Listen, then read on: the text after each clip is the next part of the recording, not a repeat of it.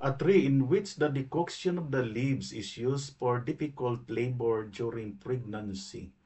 What an amazing tree it is.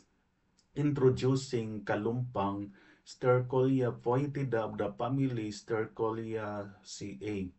The genus Stercolia comes from Stercolius, the Roman god of dung, reflecting the unpleasant odor of the plant's flowers. The species name Foetida is derived from the Latin foetidus, meaning foul-smelling or stinking, which also refers to the odor emitted by the flowers.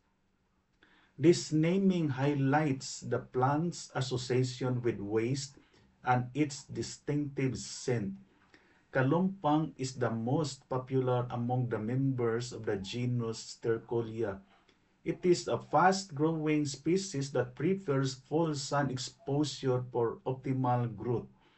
The wood of kalumpang is used for the light construction of various household items.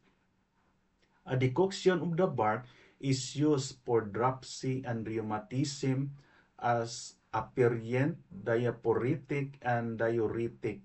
Decoction of the leaves is used for difficult labor during pregnancy and as a washing solution for skin eruptions. Its fruit contains edible oily kernels but serves as a laxative when raw. Flowers of kalumpang are very showy and have a deep, bright crimson color. Its fruit split open when ripe, exposing the seeds.